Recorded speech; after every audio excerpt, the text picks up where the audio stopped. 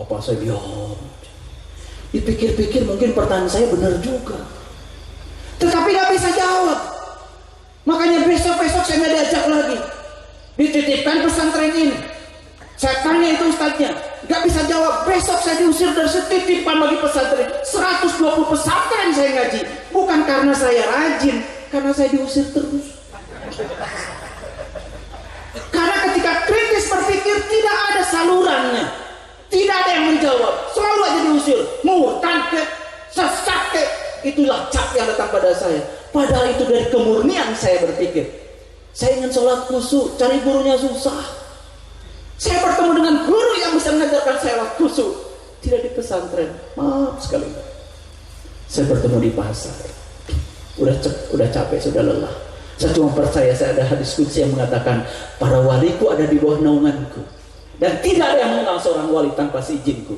Saya percaya siapa yang mencari akan mendapat. Siapa yang mengalirkan pertanyaan ke dalam dirinya, Allah akan mengalirkan jawaban. Saya percaya. Mayyahdillahu fahwal muhtadi wa mayyudlil falan tajidalahu waliyah mursidan. Ketemu. Asam di gunung, garam di laut. Ketemunya di kuali. Guru di mana? Murid di mana? Kalau sudah saatnya bertemu di sebuah majelis ta'lim, di situ kita akan tersungkur menangis ketika kita mendapatkan kunci untuk menipu ke dalam diri. Hadirin, kita baca semua.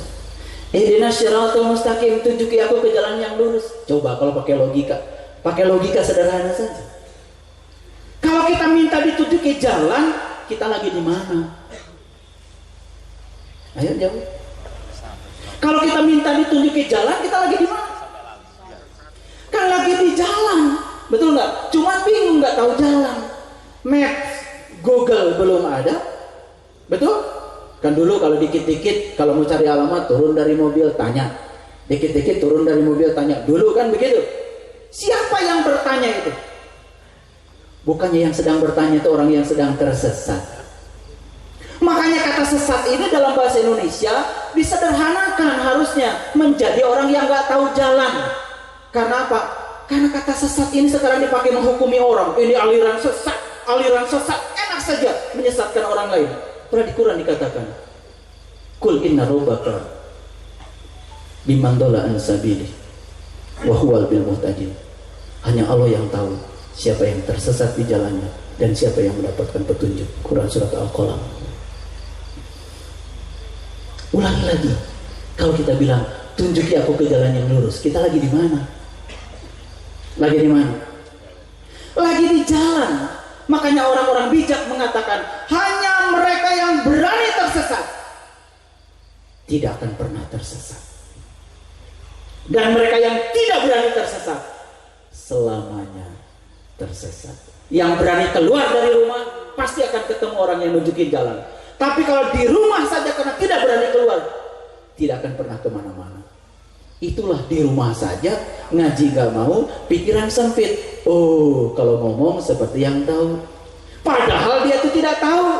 Cuma dia tidak tahu bahwa dia tidak tahu. Tapi kalau ngomong sok tahu, seperti yang paling tahu. Padahal dia itu tidak tahu. Cuma dia tidak tahu bahwa dia tidak tahu. Dikasih atribut pada dirinya. Apa? Kiai, ulama, ustadz. Kalau sudah pakai atribut itu, makin gak tahu bahwa kita tidak tahu. Karena apa? Kita sudah pakai kain kehormatan untuk menutupi kelemahan kita sendiri. Maka puncaknya belajar adalah tidak tahu apa-apa, tidak punya apa-apa, tidak bisa apa-apa, dan tidak merasa siapa-siapa. Kapan kita bisa begitu? Lihat Nabi Musa, gunungnya hancur dulu dan Musa jatuh pingsan. Saat gunungnya hancur, Musanya jatuh pingsan. Apa yang terjadi? Qala subhanaka tubtu ilaika wa ana awwalul mu'minin. Kita harus menjadi Musa. Gak bisa cerita Musa. Makanya di Quran ada dialog yang sangat bagus. Wa idza qultum ya Musa la nu'mina laka hatta nara jahratan fa hadathum mustaiqa wa antum tandurun. Hai Musa, bagaimana aku bisa iman sama Allah Tuhanmu itu kalau aku tidak bisa melihat Allah dengan terang?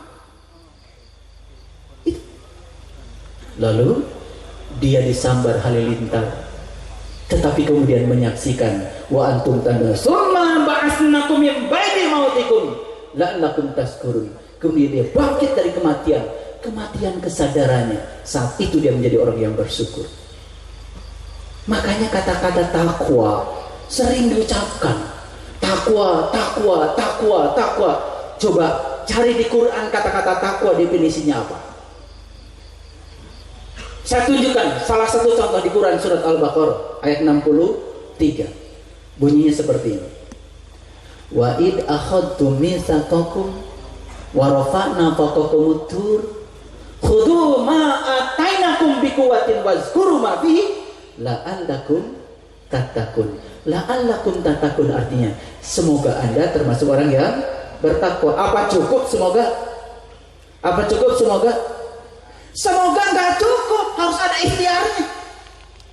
Kalau semoga aja tidak cukup, apalagi mudah-mudahan. Mobil-mobilan, beneran nggak itu? Mainan. Rumah-rumahan, beneran nggak? Polisi-polisian, anak TK. Betul nggak? Semua kata bahasa Indonesia yang dipungkas dengan akhiran an setelah diulang 2 kali bohong. Kawin-kawin an bohong. Jadi mudah-mudahan jangan dipakai kalimat untuk doa, bohong. Berarti mudah-mudahan sulit apa gampang? Sulit. Makanya ganti sekarang, jangan mudah-mudahan, semoga Anda menjadi orang yang bertakwa. Gimana caranya supaya takwa? Wa id akhadna mitsaqakum, ingatlah ketika aku mengambil janji darimu. Itulah baiat. Di sini ada para mursyid semuanya. Kenapa baiat itu menjadi penting? Wa id akhadna mitsaqakum, ingatlah ketika aku mengambil janji darimu. Baiat itu dari kata-kata baya'a. Sebetulnya baya'a itu bukan janji. Baya'a itu artinya jual beli. Kita jual diri kita kepada Allah dan Allah membelinya. Harus ada notaris, harus ada saksi. Siapa saksinya? Itulah para guru-guru mursyid. Kenapa kita berbaiat harus di depan para guru mursyid? Saya setuju. Walaupun Gus Yahya ini usianya 17 tahun. Dari getaran-getaran, saya yakin beliau ini ruhnya sudah jauh lebih tua daripada kita. Oleh karena itu, harus kita hormati. Wa in akhadna mitsaqakum, setelah kita mengambil janji, jangan lupa berikutnya apa? Wa rafa'na fawqakumut tur. Apa katanya? Apa katanya? Angkat gunungmu. Wah, gunung diangkat. Kalau di Quran ada kata-kata gunung, percaya sama saya, selalu mengacu kepada puncak kesadaran yang tertinggi pada diri manusia, yang di Quran disebut Sidratil Muntaha. Sidratil Muntaha bukan langit ketujuh. Sidrah artinya sadar, Al-Muntaha itu penghujung. Sidrah Al-Muntaha penghujung kesadaran. Nabi Muhammad liko kepada Allah di mana? Di puncak kesadarannya, bukan di suatu tempat, karena dia tidak terjebak oleh konsep ruang dan waktu. Laisa kamitslihi syai'un. Hati-hati belajar tauhid. Makanya lihat Quran surat An-Najm, walaqad ra'ahu nazlatan ukhra inda sidratil muntaha indaha jannatul ma'wa id yaghsha sidratil ma yaghsha. Makanya pencarian Nabi Ibrahim sebelum bertemu Tuhan diabadikan di Quran surat Al-An'am ayat 75, 76, 77, 78, 79 puncaknya. Apa yang terjadi? Pertama melihat bintang. Awas hati-hati. Saya percaya Gus Yahya membakar kembang api itu hanya simbol. Kalian lihat bintang terdekat di langitmu di sini, bisa ada ilmunya. Kalau nggak bisa saya bantu. Bisa ada ilmunya, ada. Allahu nurus samawati wal ard. Masalu nurihi kamishkatin fiha misbah. Al misbahu fi jujajah. Ajujajatu ka'annaha kaukab. Temukan olehmu di miskat itu ada kaukab, ada bintang yang berkilauan, an-najmu saqib. Itu yang kemudian diabadikan di kitab Imam Al-Ghazali, nama kitabnya Mishkatul Anwar. Mungkin orang pesantren tahu. Kalau belum baca Mishkatul Anwar, aduh sayang. Tetapi kitab Mishkatul Anwar tidak bisa dibaca, harus ketemu guru untuk mengalaminya. Quran surat An-Nur ayat 35 jangan dibaca, ketemu guru untuk mengalaminya. Sampai bertemu dengan pohon zaitun yang diberkahi, supaya kita bisa maulid yang sebenarnya. Tubuh kita ini sebetulnya bercahaya luar biasa. Makanya kalau di malam ini dibakar kembang api, sebetulnya pesan gurunya apa? Kalian harus menemukan cahaya sejati dalam diri kalian sendiri. Makanya di Quran surat Ar-Rahman dikatakan Rabbul Masyriqain wa Rabbul Maghribain. Makanya matahari ada dua, satu matahari jasmani di alam jasmani, satu lagi matahari rohani. Makanya di Quran surat Ar-Rahman matahari tersebut dua, Rabbul Masyriqain wa Rabbul Maghribain fa bi ayyi ala'i rabbikuma tukadziban. Temukan dua matahari itu. Kalau kita baru ketemu matahari yang itu satu, belum ketemu matahari yang lain, mohon maaf hadirin, gelap gulita sidratil muntaha kita. Mana gunung itu? Gunung itu nggak jauh dari sini. Gunung itu nggak jauh dari sini, puncak kesadaran. Sekarang coba saya buktikan. Kalau orang tidak punya kaki hidup, bisa jalan? Masih, walaupun cuma satu. Kalau orang nggak punya tangan masih hidup. Tapi kalau orang kena stroke, lihat, tidur karena apa? Terganggu kesadarannya. Kalau gitu, puncaknya kesadaran manusia di mana? Puncaknya kesadaran manusia itu adalah di sini. Makanya nggak usah jauh-jauh ngaji itu, meniti ke dalam diri. Kenapa? Ini kendaraan yang paling hebat yang disediakan Tuhan. Kalau ada torikoh yang bernama jalan, ada kendaraan. Kalau ada kendaraan, siapa penumpangnya? Tolong jawab, siapa penumpangnya? Siapa penumpangnya? Aduh, kasihan nggak tahu. Kalau ada penumpangnya harus ada sopirnya. Siapa sopirnya? Subhanallah. Jalannya sudah ada, kendaraannya sudah ada, supirnya itu ini kecerdasan, akal. Siapa penumpangnya? Jiwa, bukan ruh. Jiwa, bukan ruh. Nafs yang ada dalam diri kita. Nafs itu bagian dari ruh. Makanya di Quran dikatakan laqad kafaral ladzina qalu inallaha salisu salasa. Tertutuplah orang-orang yang mengatakan Allah salah satu dari yang tiga. Konsepsi tentang Allah adalah Nurullah, Nur Muhammad, Nur Insan. Asyhadu an la ilaha illallah wa asyhadu anna Muhammadar Rasulullah. Itu tidak bisa diucapkan. Syahadat itu adalah pengalaman spiritual yang harus dialami. Setelah disaksikan, baru kita mengatakan. Pak polisi tidak mungkin menyuruh orang yang tidak menyaksikan untuk bersaksi. Bersaksi itu pakai mulut, tapi menyaksikan pakai mata. Bagaimana kita bersaksi dengan mulut kita kalau kita tidak bisa menyaksikan dengan mata kolbu kita? Ru'yatullah bi'ainil qalbi. Ini bukan isapan jempol. Inilah tugasnya para guru thariqah agar bisa menyampaikan ya para uridu, para pecinta, para pejalan ini sampai pada puncaknya rasa. Harus ketemu sampai di situ.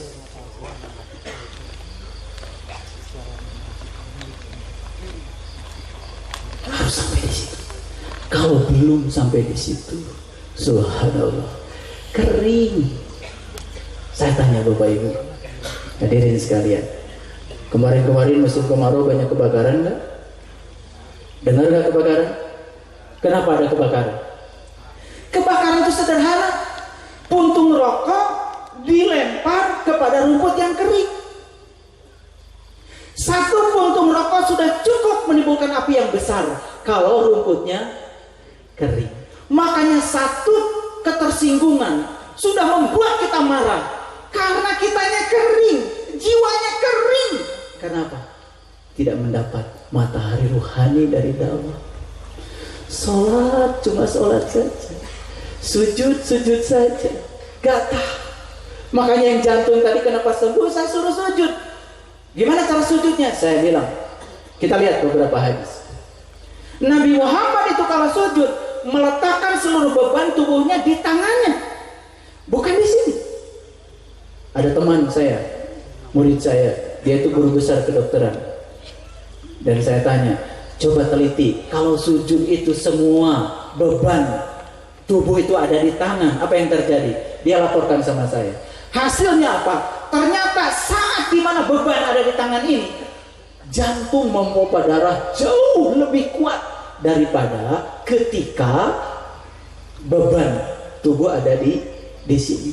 Saat jantung memompa darah, kita lagi sujud, apa yang terjadi? Darah dipompa jantung. Akibatnya apa? Pembuluh-pembuluh darah yang menyempit pun kebagian banyak darah. Begitu selesai itu yang namanya sujud, otak kita menjadi cerdas. Harusnya sholat itu bisa mengantarkan kita menjadi tambah mudah, tambah cerdas. Habis sholat ngantuk, itu ada masalah. Saya tidak bisa cerita keseluruhan ini, hanya cuplikan-cuplikan saja di ceramah yang seperti ini. Dan kita harus berbicara di tempat yang khusus, di majelis yang khusus, untuk berbicara hal yang khusus. Di sini kita hanya berbicara hal-hal yang umum. Karena apa? Ceramah itu bukan santapan rohani. Ceramah itu hanya untuk mengubah pikiran kita supaya lebih berkembang. Santapan rohani bukan ceramah. Ruh itu adalah nur. Makanannya ruh, tentu nur juga. Bagaimana ruh itu bisa mendapatkan santapan dengan kata-kata yang seperti ini? Tidak akan dapat. Makanya jangan GR. Kalau sudah dengar ceramah, jangan bilang habis santapan rohani. Itu baru dengerin ceramah. Santapan rohani ya bukan begitu. Ruh itu adalah nur, makanannya nur. Makanannya ruh, ya tentu harus nur juga. Gimana caranya? Gak bisa saya ceritakan di sini. Itu harus masuk ke kelas khusus. Itulah pentingnya halwat. Makanya sebelum halwat minta dibimbing dulu sama guru. Supaya apa? Supaya bertemu bukan dengan kembang api yang di luar, ketemu dengan kembang api yang di dalam yang sesungguhnya. فَإِذَا سَقَطِ السَّمَاءُ فَكَانَتْ وَرْدَةً كَالدِّهَانِ فَبِأَيِّ آلَاءِ رَبِّكُمَا تُكَذِّبَانِ. Ketika langit rohanimu terbuka, saat itu kau akan menyaksikan mawar merah seperti kilapan. Itu nyata, bisa kita saksikan. Makanya diabadikan di Quran surat Al-Insyiqaq. Idas sama'un saqat wa adinat li rabbiha wa huqat wa idal ardu mudat wa alqat ma fiha wa takhalat. Ya ayyuhal insan innaka kadihun ila rabbika kadhan famulaki.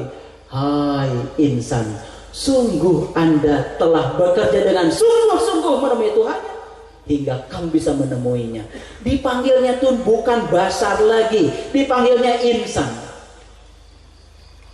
Ada tingkatan manusia, satu basar, dua insan, yang ketiga nas. Sebelum mencapai tingkatan nas, basar dulu. Kalau sudah insan, itu sudah mulai bertorikoh.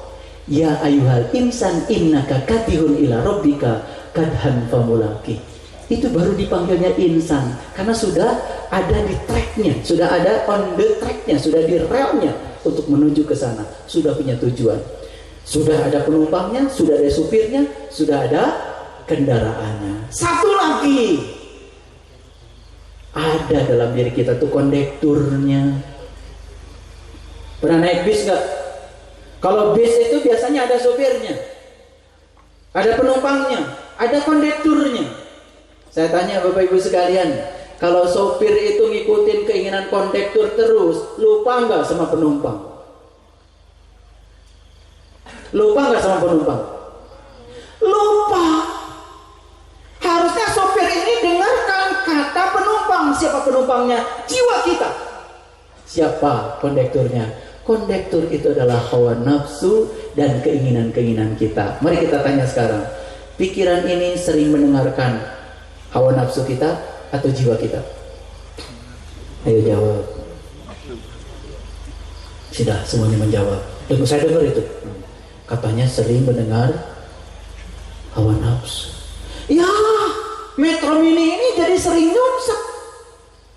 Itulah yang namanya penderitaan. Gak ngikutin keinginan penumpang. Yang namanya penumpang, jiwa itu pengen dianterin kemana sih jiwa? Pengen dianterin kemana?